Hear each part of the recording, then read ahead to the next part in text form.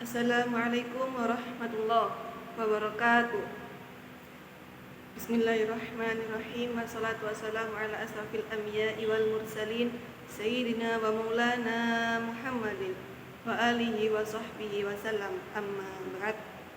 Yang saya hormati Bapak Budi Nurani selaku Kepala Sekolah, yang saya hormati Bu Alif Rodiana dan Ibu Vita Azkiatur, dan teman-teman yang saya hormati dan saya sayangi, yang insya Allah akan menjadi penghuni surga Firdaus. Amin, amin ya rabbal alamin.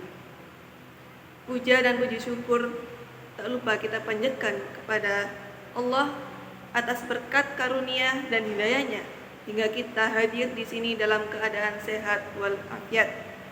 Dan tak lupa salawat serta salam kita panjatkan kepada junjungan kita Nabi besar Muhammad sallallahu alaihi wasallam. Sebelumnya maaf kalau saya pakai almet sekolah, karena ini kebetulan sekali saya pulang sekolah langsung ke sini. Karena kalau saya pulang dulu tuh mepet banget ya waktunya, kasihan kalian menunggu. Nah, sedikit cerita pada saat saya tahu bahwa saya akan mengisi di sini di 11.6 ya. 11.6. Saya bingung mau cerita apa. Hingga akhirnya terbesit di pikiran saya bahwa saya akan menceritakan kisah perjalanan Nabi, yaitu Isra. Maaf Bapak. Baik, saya teruskan ya. Tadi ada kendala sedikit. Ya, yang kita bahas hari ini adalah perjalanan Isra Mi'rajnya Nabi Muhammad sallallahu alaihi wasallam. Sebelumnya pasti ada yang bertanya-tanya, kenapa sih kok Allah memerintahkan Rasulullah untuk melakukan perjalanan Isra Mi'raj? Emang sebelumnya ada peristiwa apa? Ada, emang peristiwanya? Ada. Apa itu? Nah, ini terjadi di tahun ke-10 dari kenabian, di mana tahun ini disebut tahun kesedihan, yang di dalamnya wafat dua orang yang sangat dicintai oleh Rasulullah, yang sangat penting bagi Rasulullah, dan begitu pula yang sangat mencintai Rasulullah. Yang pertama ialah istri beliau, yaitu Sayyidah Khadijah radhiyallahu anha, yang dimana beliau ini sangat mencintai Rasulullah, yang rela memberikan semuanya, harta benda semuanya untuk Rasulullah dan agama Allah. Dan 1 bulan setelah wafatnya Sayyidah Khadijah, wafatlah paman beliau, yaitu Abu Thalib, yang dimana beliau ini juga sangat mencintai Rasulullah, sangat mendukung dakwahnya Rasulullah. Tapi pada saat beliau meninggal, beliau belum sempat mengucap 2 kalimat syahadat. Gak cuma itu aja. Di tahun ini setelah wafatnya 2 orang yang sangat penting bagi Rasulullah, gangguan orang Quraisy sangat dahsyat ya. Hingga diriwayatkan ketika Rasulullah sholat dilempari batu oleh orang Quraisy. Tak hanya batu, tainya unta dilempar pada Rasulullah ketika sholat. Kita nih ya, jika sholat dilempar, jangankan tai, jangankan batu, dilempar buku aja, marah nggak kita? Batal nggak sholatnya? Pasti dibatalkan. Langsung habis sholat, sopoy, nggak ngerti wong sholat ah? Ya, itu kan pasti. Nah ini Rasulullah sholat dilempari batu, dilempari tai unta. Nah Rasulullah nggak menghiraukan itu semua. Ya, hingga akhirnya orang Quraisy ini berniat membunuh Rasulullah, yang membuat Rasulullah harus lari ke Taif, di mana Rasulullah berharapnya di sana itu diterima dengan baik. Tapi enggak, malah mereka ini juga mau membunuh Rasulullah. Sampai-sampai Rasulullah bingung mau lari kemana, hingga Rasulullah ini bersembunyi di kebun kurma. Malam tiba Rasulullah diam-diam masuk ke kota Mekah, di mana semua orang sudah masuk ke rumahnya masing-masing. Masuk ke kota Mekah, diam di depan Ka'bah, sholat. salat sambil meminta petunjuk kepada Allah. Hingga akhirnya Rasulullah tertidur di sana. Yang akhirnya turun perintah Isra Mi'rajnya Nabi Muhammad yang dijelaskan dalam Quran surat Al-Isra nomor 17 ayat pertama yang berbunyi A'udzubillahi minasyaitonirrajim. Bismillahirrahmanirrahim. Subhanalladzi asra bi 'abdihi lailan minal masjidil haram ilal masjidil aqsa ilal masjidil aqsa alladzi barakna haulahu linuriyahu min ayatina innahu huwas samiul basir. Yang artinya Maha suci Allah alladzi asra yang telah memperjalankan bi'abdihi hambanya. Hamba yang dimaksud ialah Nabi Muhammad. Lailan pada malam hari minal masjidil haram ilal masjidil aqsa, dari masjidil haram ke masjidil aqsa.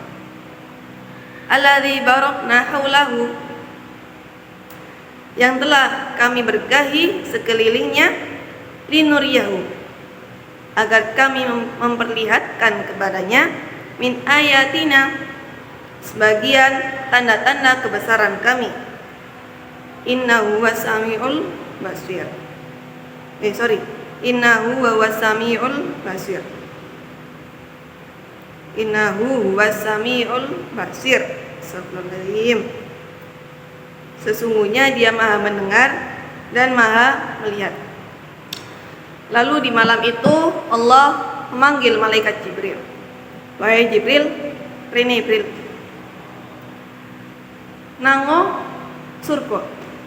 Ya, nango surga. Ini bisa bahasa Jawa semua kan ya? Orang Jawa masa nggak bisa bahasa Jawa?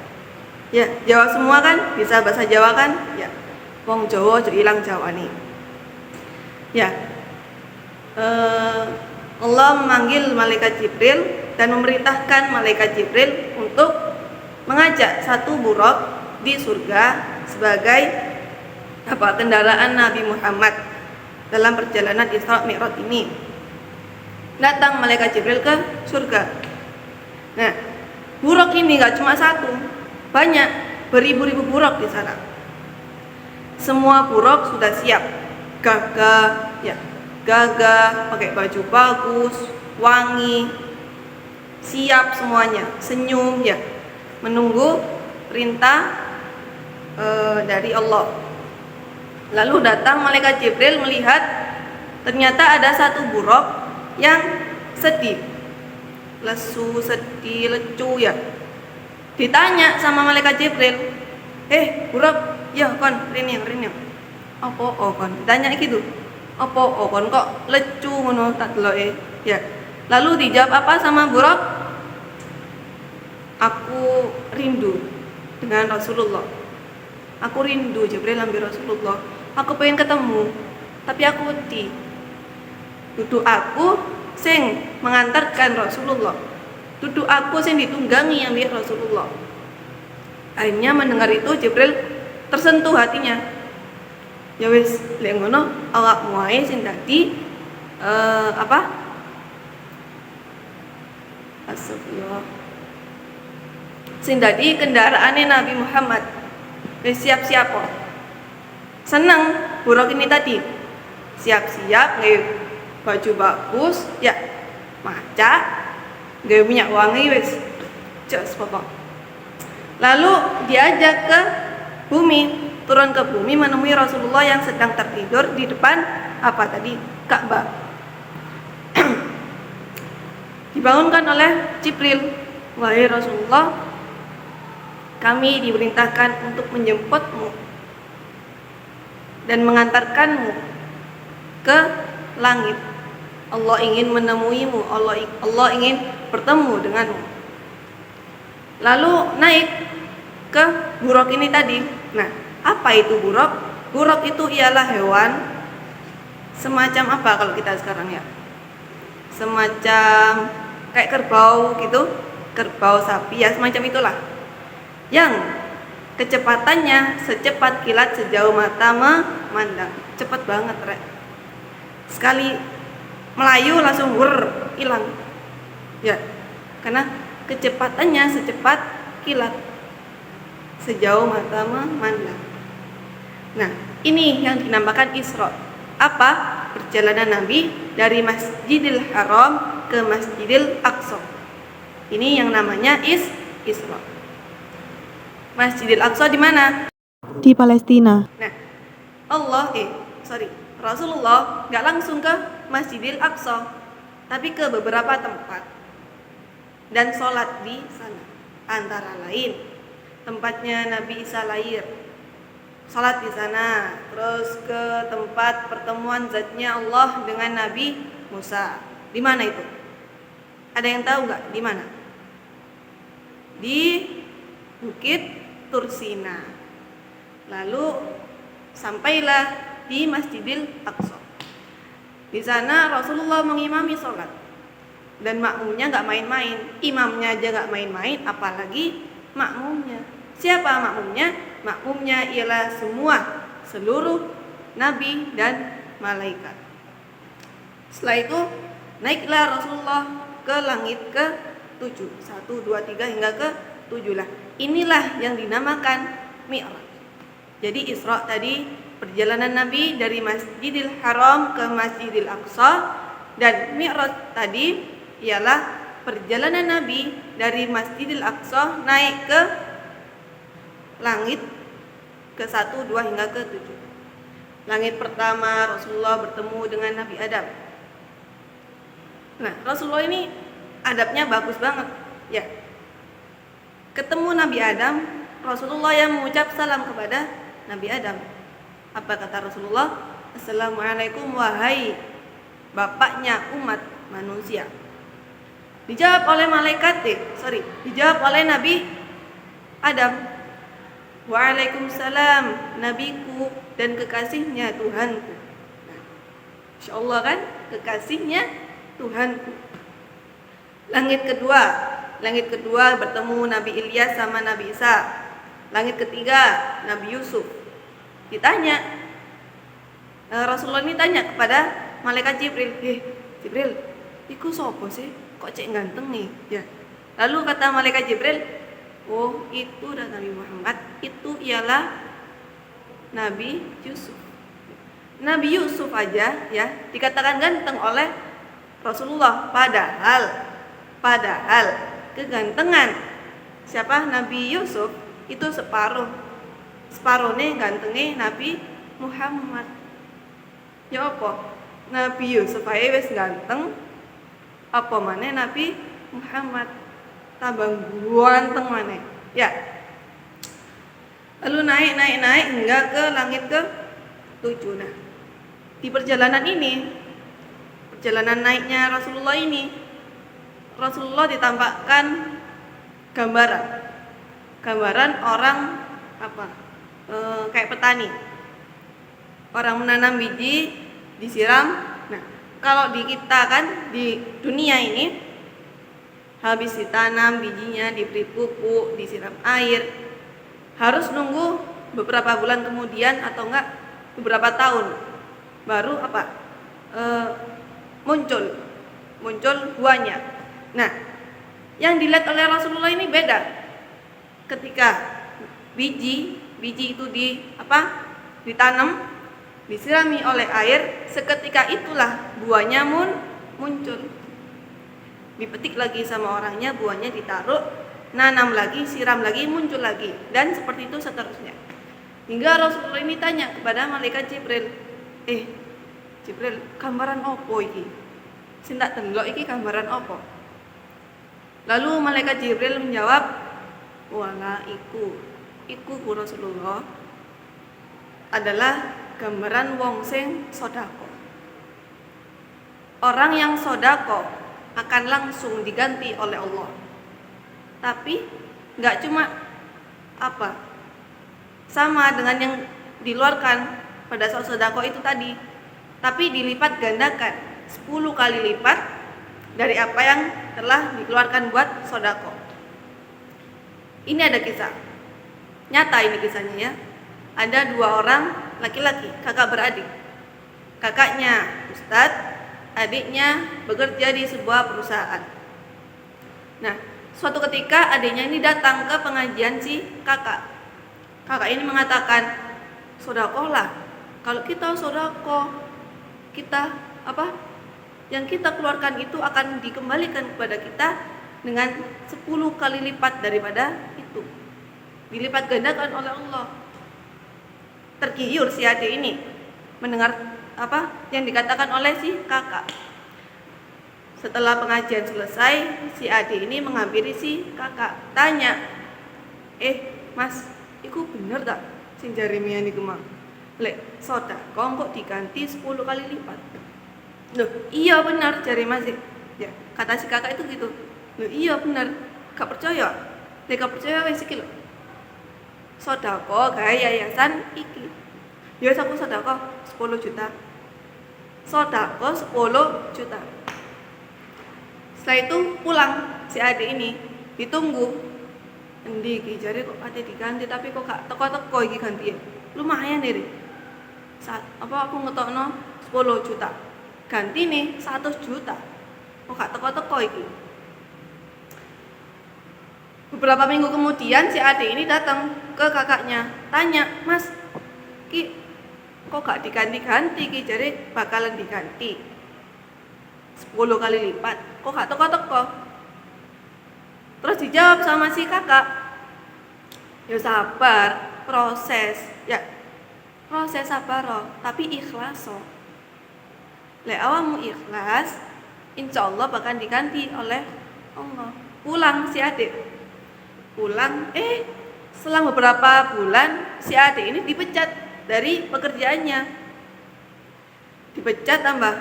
Duh, ya boy iki ya. Apa sih aku ya? Datang ke kakaknya, tanya dan cerita kalau dia telah dipecat. "Mas, aku dipecat, Mas. Teko kerjaanku, Mas." "Ya bagi gak tambah untung, tambah pun untung. Terus gak entuk 1 juta, kehilangan 10 juta, dipecat maneh." Ya, lalu apa kata si kakak? "Lek awakmu sedekah, niatno lillahi ta'ala. Ojo karena pengen dipuji, pengen entuk balasan, ojo. Tapi sedekah niat karena Allah Ta'ala dan ikhlas, iku kuncine. Kuncine sedekah iku ikhlas dan lillahi ta'ala." Pulang dari situ si adik ini tobat ya, istilahnya tobat. Bilang, "Ya Allah, sepurane ya Allah, aku meragukan jenengan. Aku ikhlas ya Allah, duwe sing tak tokno 10 juta iku aku ikhlas. Aku ikhlas niat sedekah gawe yayasan iku mang karena Allah Ta'ala." Lalu selang beberapa bulan, 1 bulan insyaallah, si adik ini menerima tawaran kerja di sebuah perusahaan yang gajinya ialah 100 juta.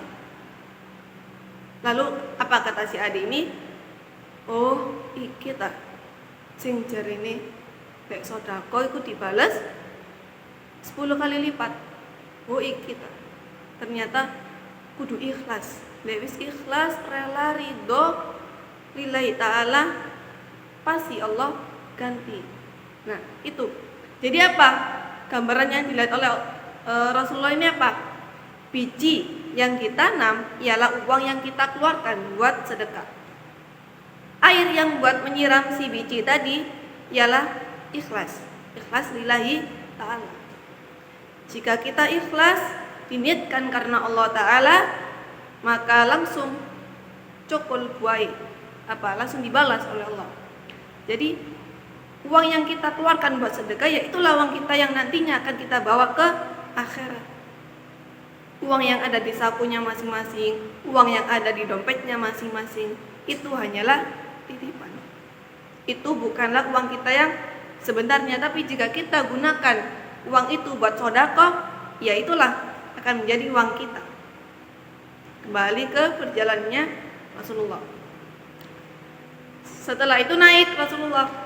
Nah, di sini Rasulullah mendengar suara teriakan, kesakitan. Tanya Rasulullah, Bril, iki suaranya apa sih? Kok kaya apa ya? Kelaran. Ya. Lalu malaikat Jibril mengatakan, "Wahai Rasulullah, ketahuilah ini adalah suara dari neraka jahanam yang khusus diciptakan untuk umatmu yang membangkang, yang enggak taat kepadamu. Dan ketahuilah wahai Rasulku, nanti yang paling banyak masuk neraka jahanam ialah kaum wanita. Umatmu yang paling banyak masuk ke neraka jahanam ialah kaum wanita." Ngeri ya, wanita. Arek wedok-wedok, jaga marwahmu. Iki loh, wis jelas-jelas ya, yang paling banyak menghuni neraka jahanam ialah kaum wanita. Ini dikisahkan ya. Ada seorang, ini kisah ini ada 2 poin yang dapat kita ambil.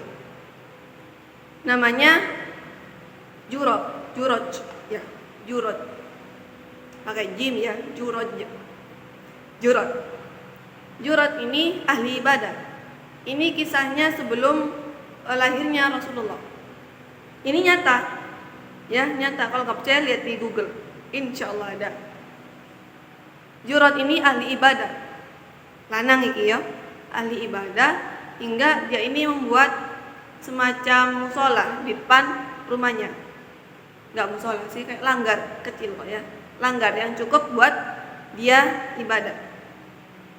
Sepanjang harinya dia habiskan di tempat itu tadi, ibadah di sana. Hingga saat ia dipanggil oleh ibunya, "Kak Semaur, Kak Moro. Rot, iklo rot, lini rot, le, ole." Ya, kan gitu kan? Tapi apa kata si Jurat? Duh, ganggu ae rek. Ya, gak ngerti wong ibadah. Kok ae wis ibu iki rek ganggu. Ya. Lalu setiap hari dipanggil gitu. Lalu ibunya itu bilang dalam hati, batin, "Oh, lo on le, kualat on le." Ya. Batin tok rek. Batin tok si ibu iki mang. Hingga ibunya wafat, lalu ada salah seorang wanita yang suka dengan si Jurot iki mang. Lalu datang teko nang omahe Jurot. "Assalamualaikum, Rot, Jurot." Ya. "Oh, apa oh, waalaikumsalam, apa oh. Aku seneng nang awakmu. Aku tresno nang awakmu. Ayo, nikahono aku, kawinono aku." Lalu apa kata si Jurot? Kak nafsu aku wisan. Ya. Karena apa? Karena dia sudah nyaman berdoa dengan Allah itu nyaman. Nah, ditolak ya. Cinta bertepuk sebelah tangan, ditolak. Nah, lalu si wedo iki mang sing ditolak iki mang pegel. Oh, si untung ana sing seneng nang awakmu ya. Ya kudu aku ya kalau sing seneng. Ya. Lalu mau apa? Membalas dendam si perempuan ini tadi. Nah, pada saat berjalan ia bertemu dengan seorang petani. Iki sing wedok iki mang rek. Wong wedok iki mlaku ketemu ambek petani. Diajaklah berzina, nauzubillah min dzalik. Diajak berzina hingga memiliki anak, mengandung. Nah, warga setempat kampung kan tahu bahwa dia itu belum menikah. Tanya, "Anak sapa iki? Kok lak durung duwe bojo sih?" Lalu apa kata perempuan ini? Iki anake Jurot.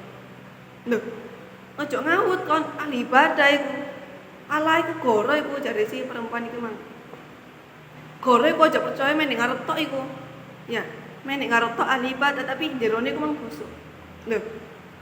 Hati-hati iki, ya. Mau wedok-wedok hati-hati. Kenapa? Karena mulut wanita ini tajam. Mulut wanita ini tajam. Wong wedok sing dijaga iku iki. Wong lanang sing dijaga iki. Ya, iki lho. Nah, iki sing dijaga. Wong lanang iki, wong wedok iki. Sampai-sampai orang satu kampung ini percaya. Teko duduk nang omahe Jurot. Dirobohkan masjidnya tadi, kok masjid. Langgar langgannya Jurot ini dihancurkan, digepuki. Apa iki, apa salah apa? Gak direken, digepuki.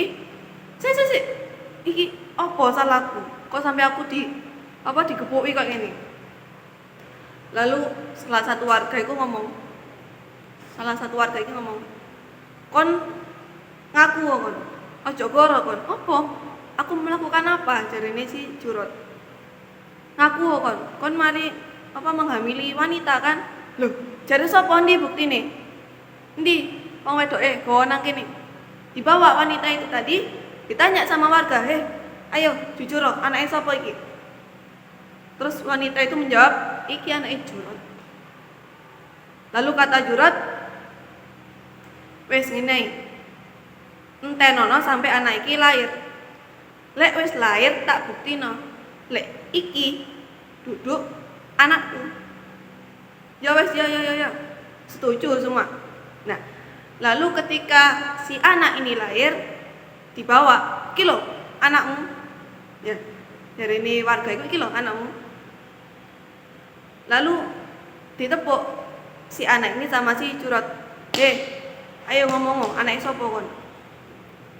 Subhanallah, si bayi tadi yang baru lahir, si abang ya ngomong, "Bapakku iki omahe ndek kene, kerjae ngene." Malu. Ya apa iso goro ya bayi tas lahir iso ngomong. Izin warga. Sampai akhirnya warga iki berbondong-bondong membangun ulang langgare Jurot. Nah, bangone ku gak mek gawe boto, gak mek gawe semen, enggak. Gawe apa? Emas, lek saiki adekku emas. Hias emas. Nah, akhirnya Jurot iki menyadari bahwa fitnah iku mang gara-gara apa? Gara-gara gak memenuhi panggilan ibunya. Ya. Nah, itu. Ini tadi pembahasan saya tentang mulutnya wanita. Iki hati-hati. Dijogo temenan iki. Wong wedok ya. Makanya kan sing akeh gosip, gibah, sapa? Mosok lanang wedok. Sampai di acara di TV kepoin yuk rumpi no secret cuma. Ya enggak? Iki dan sing pembawa acara sapa? Wedok. Tadi wedok iki hati-hati. Ojo sampai nggawe fitnah, ojo sampai kadang wong wedok iki wis ngerti arek lanang iku gampang digodhog. Nah, akhirnya perempuan-perempuan ini enggak nggodhog. Cekno di kiu-kiuin ambek lanang-lanang ki buaya-buaya iki. Wis ngerti lanangku kudu sing dijogo iki ya malah dipancing ambek sing wedok. Nah, itu hati-hati. Jadilah wanita mahal. Senang wajar tapi jangan ditampakkan. Oke, kembali ke yang tadi ya. Ingat ya, neraka jahanam wedok paling akeh loh. Hati-hati ya. Lalu naik ya, singkat cerita naik ke atas. Pada saat ingin bertemu dengan Allah, si malaikat Jibril ini mengatakan, "Wahai Rasulullah, aku sepurane ya. Aku mau iso sampai ngaturna sampai kene tok."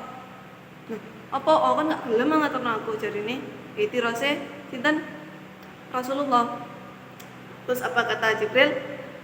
"Wahai Rasulullah, aku gak akan mampu bertemu langsung dengan zatnya Allah." Lalu Rasulullah ini tanya, "Jika kamu, Jibril, yang tercipta dari cahaya saja gak mampu bertemu dengan zatnya Allah, cahayanya Allah, apalagi aku yang tercipta dari tanah." Lalu apa kata malaikat Jibril?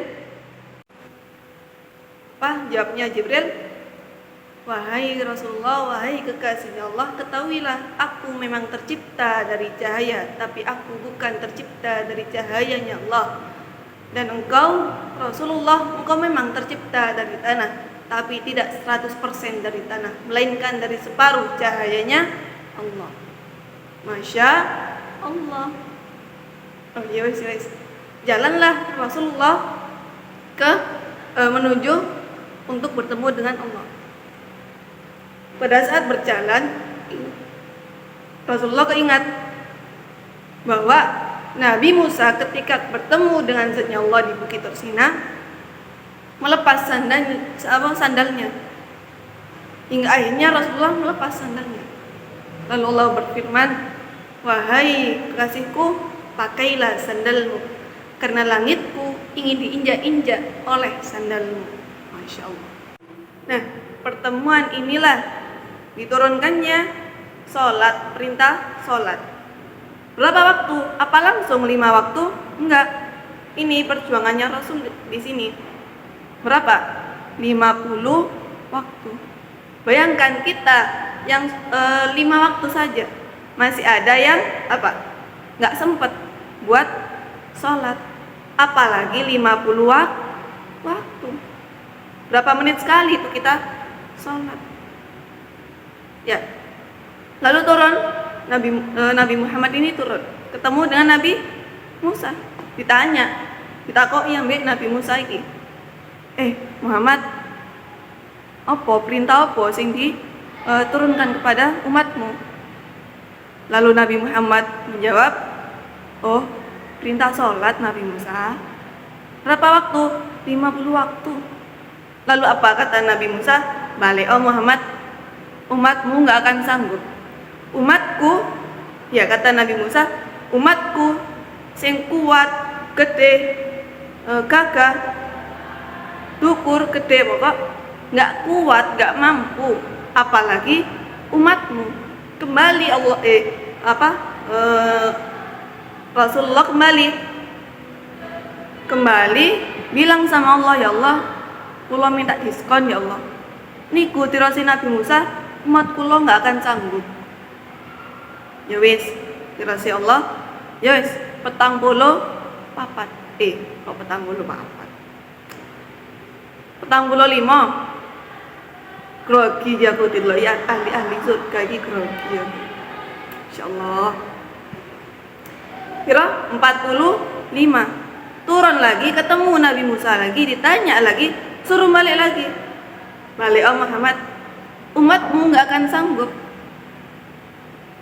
Kembali lagi, minta diskon lagi, ya wis 40. Turun, ditanyai, disuruh balik lagi sampai berapa? 5 itu loh, masih disuruh balik sama Nabi Musa. Balik Muhammad, umatmu nggak akan sanggup, percaya ambil aku. Lalu apa kata Nabi Muhammad? Wis sakmene ae 5 ae isin aku. Tinjau diskon mana nang Allah itu isin. Isin. Nah, semenjak itulah diperintahkannya sholat berapa? 5 waktu. Nah ini Masya Allahnya tuh di sini. Pahala kita, kan kita sholatnya 5 waktu nih, tapi pahala kita sama seperti umatnya Nabi Musa. Kenapa? Karena umat Nabi Musa kan 50, waktunya 50, pahalanya juga 50. Tapi kalau umatnya Nabi Muhammad, kita satu sholatnya berapa pahalanya? 10 pahala. 5 kali 10, 50. Loh, sudah tahu kayak gini masa nggak mau sholat, Red? Ya, si Red, kudungnya Red. Ya, sudah tahu gini masa nggak mau sholat? Diriwayatkan ketika suatu malam ya, Rasulullah ini sholat berapa rakaat? Beribu-ribu rakaat. Beribu-ribu rakaat hingga kaki beliau ini bengkak. Akhirnya ditanya oleh Sayyidah Aisyah, insyaallah ya. Ditanya oleh Sayyidah Aisyah.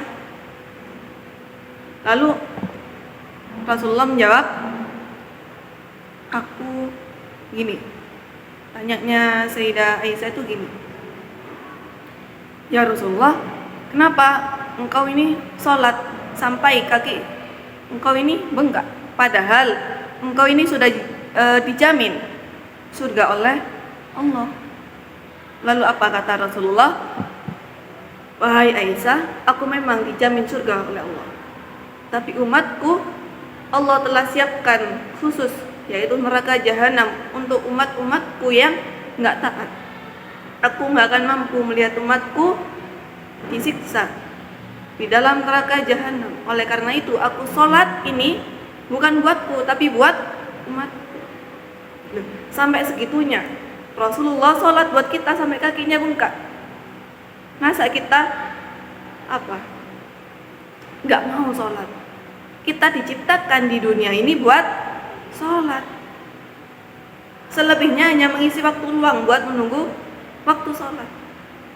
Ya. Jadi ayo, kabeh niki sing sholate bolong-bolong, ayo dibenahi.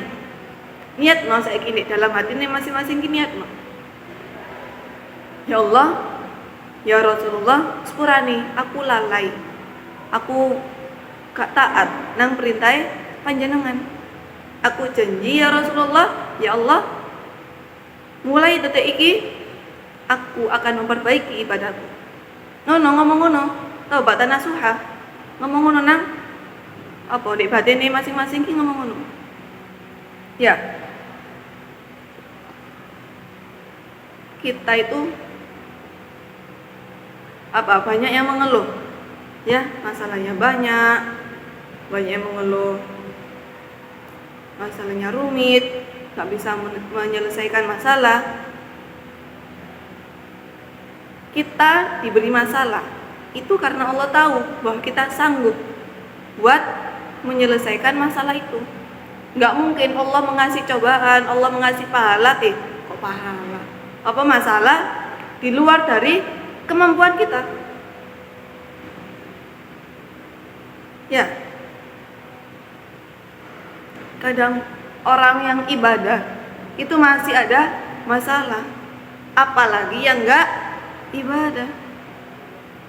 Bukan masalahmu yang berat, tapi sholatmu yang sering telat. Kalau ada yang tanya gini, lala sih lah iku lho, wong kafir-kafir soge kan masalah kaya wong Cina-Cina soge. Ya enggak, pasti ada yang tanya gitu. Ini yang paling bahaya itu ini. Sudah enggak punya iman, enggak percaya sama Allah, sama Rasulnya, tapi diberi nikmat di dunia. Namanya apa? Namanya istidrat. Apa sih? Ya, itu namanya istidrat. ISTIDROJ. Istidrat. Apa itu istidrat? Istidrat itu semacam kemurkaan Allah kepada hambanya. Jadi seolah-olah dibiarkan saja sama Allah, dikasih nikmat, semua nikmatnya dikasih di dunia, tapi nanti di akhirat tidak tersisa nikmat sedikit pun. Ya, tidak tersisa nikmat sedikit pun. Jadi nikmatnya itu dihabiskan di dunia, diberi apa saja sama Allah. Tapi ketika ia sudah meninggal, di akhirat kelak dia tidak akan merasakan nikmat sedikit. Nah, itu hati-hati. Ya.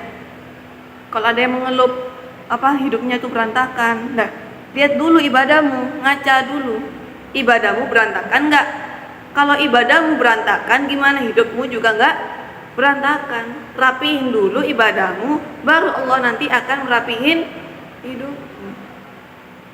Ya, sampai sini paham ya? 3 poin tadi yang saya jelaskan. Yang pertama ialah apa? Sodako. Kodongnya elek ya Allah. Ya, 3 ya. Yang pertama apa? Sodako tadi. Jangan pelit sodako. Karena apa? Allah akan membalasnya. Allah akan menggantinya 10 kali lipat. plus juga nanti akan jadi bekal kita di akhirat. Mosok gak gelem rek ya wis dikai titipan. Uang yang dihisap kalian kan titipan semua, wis dikai titipan ya, tapi lek dikai sedekah dadi awak dhewe kurang duwe iku mang. Yang kedua apa? Tadi neraka jahanam ya, para kaum wanita. Tapi enggak juga untuk kaum wanita aja, kaum apa? Kaum laki-laki juga banyak yang di neraka. Kaum laki-laki, ibumu perempuan, istrimu perempuan, dan anakmu kelak insya Allah kan perempuan. Jika anak dan istrimu masuk neraka, otomatis kau juga akan keseret ke neraka. Tanggung jawabmu besar. Oleh karena itu, belajar dari sini, belajar sampai pada saat engkau sudah punya istri dan anak, bimbing mereka. Jangan sampai mereka menyeretmu ke neraka. Hati-hati. Ya, kadang wong wedok iku wis jaga iki tapi lanang ana sing lambene kaya wong wedok. Hati-hati. Wong lanang gak tahu ngefitnah, tapi sekali ngefitnah langsung mlebu neraka. Hati-hati ya. Itu yang kedua. Yang ketiga apa tadi? Sholat rek. Ya. Sholat itu impian buat orang-orang yang sudah wafat. Orang-orang yang sudah wafat itu minta dihidupkan 1 detik aja. Buat apa? Buat sholat, buat bersujud kepada Allah. Tapi nggak iso, waktunya sudah habis. Nah kita yang masih diberi waktu, manfaatkan. Bombong sih urip. Gak ngerti kok moro-moro mulai teko omah sedo. Ya, ojo teko omah. Nek sing sekolah wis sedo. Hati-hati. Bukan menakuti, tapi emang itu fakta. Kematian gak ada yang tahu. Jadi mumpung masih ada waktu, ayo sholat. Ya. Ya wis, itu aja. Ki kesuwen iki ya, 40 menit dhewe ya. Ingat ya. Salat. Apa kata Allah di surat Al-Baqarah ayat 152? Ingatlah aku, maka aku akan mengingatmu. Jadi kalau kita punya masalah, jangan mengeluh, tapi ingat kepada Allah, minta petunjuk Allah, maka Allah akan membantu kita. Nah, wallahu a'lam bishawab. Mari sebelum kita tutup, yuk baca kalimat la ilaha illallah 3 kali dan salawat kepada Nabi 3 kali juga, nggak usah akeh-akeh, 3 kali ya aja. Ayo bareng-bareng. La ilaha illallah, la ilaha illallah, la ilaha illallah, Muhammadur Rasulullah, Muhammadur Rasulullah, Muhammadur Rasulullah. Alhamdulillah. Kenapa kok disuruh baca la ilaha illallah dan salawat kepada Nabi Muhammad? Karena dijelaskan di kitab Safinatun Najah, barang siapa yang membaca kalimat la ilaha illallah, gak usah banyak-banyak, 3 aja, maka Allah akan mengampuni dosanya di hari itu juga. Dosa di hari itu, maka Allah akan mengampuninya. Lalu apa? Kenapa kok kita baca salawat kepada Nabi Muhammad? Karena ini saya cerita lagi, nggak apa-apa ya, 1 aja, 1 cerita saja. Dikisahkan dahulu tuh ada umatnya Nabi Muhammad wafat, lalu ia disiksa di neraka. Laporan malaikat Jibril datangi Rasulullah, laporan. Malaikat Jibril ini bilang pada Rasulullah, wahai Rasulullah, umatmu ono sing disiksa nek neraka. Datang Nabi Muhammad, ojo disiksa umatku. Apa? Loh, kata malaikat gini, loh, ini sudah hak saya Nabi Muhammad. Hak saya, Allah memberikan hak kepada saya buat menyiksa menghukum orang-orang yang lalai. Tadi ditimbang amal buruknya yang lebih berat. Lalu apa kata Rasulullah? Ayo, nangkono maneh, timbang maneh. Ayo, monggo. Ditimbang, benar.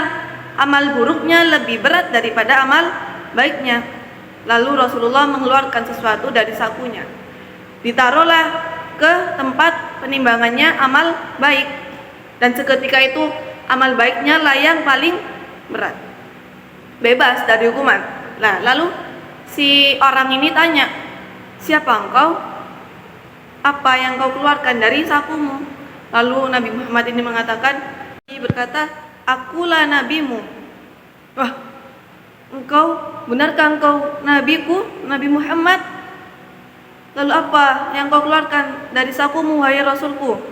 Lalu kata Nabi Muhammad, yang aku keluarkan dari sakuku ialah salawatmu kepadaku yang kau baca pada saat di dunia. Nah itu, makanya tadi kita baca tiga kali. Kenapa? Karena semoga dan insya Allah itu akan menjadi hisab kita nanti di akhirat. Sudah ya, ini videonya kepotong-potong. Kenapa? Karena memorinya penuh, ya banyak soalnya, kebanyakan aja, kakek ngomong. Ya sudah, saya tutup ya. Subhana rabbika rabbil izzati amma yasifun wa salamun alal mursalin walhamdulillahi rabbil alamin bi sirril Fatihah. Wabillahi taufiq wal hidayah. Wassalamualaikum warahmatullahi wabarakatuh.